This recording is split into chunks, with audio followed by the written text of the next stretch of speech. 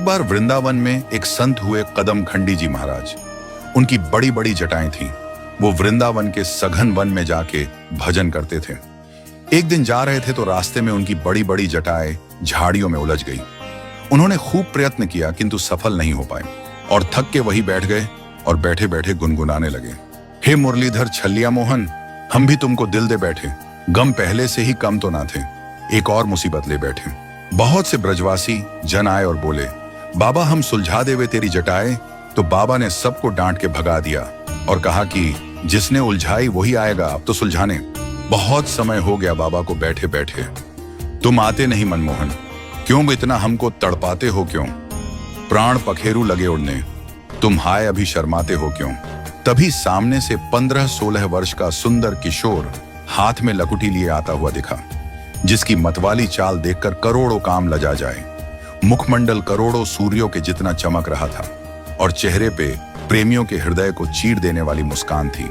आते ही बाबा से ठाकुर जी बोले, बाबा हमहू सुलझा दें तेरी जटा। बाबा बोले, आप कौन हैं श्रीमान जी। तो ठाकुर जी बोले, हम हैं आपके कुंज बिहारी। तो बाबा बोले, हम तो किसी कुंज बिहारी को नहीं जानते। तो भगवान फिर आए थोड़ी देर में और बोले, बाबा अब सुलझा दें तेरी जटाएं। तो बाबा बोले, आप कौन हैं श्रीमान जी।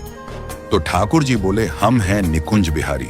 तो बाबा बोले, हम तो किसी निकुंज बिहारी को नहीं जानते। तो ठाकुर जी बोले, तो बाबा किसको जानते हो बताओ। तो बाबा बोले, हम तो निभृत निकुंज बिहारी को जानते हैं। तो भगवान ने तुरंत निभृत निकुंज बिहारी का स्वरूप बना लिया। ले बाबा अब सुलझा दूं।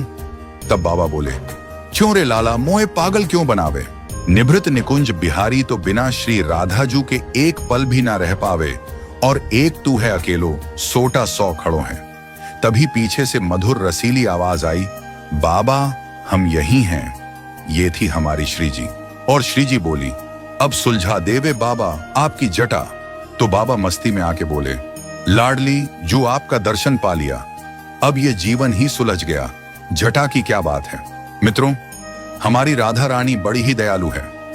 आप एक बार सच्चे मन से पुकार कर तो देखिए, हमारी श्री जी अपने भक्त के बुलावे को अस्वीकार करें, ऐसा हो ही नहीं सकता। तो आज से ही घर में यह नियम बनाइए कि जब भी आपको समय मिले तो राधा कृपा कटाक्ष का पाठ जरूर करें।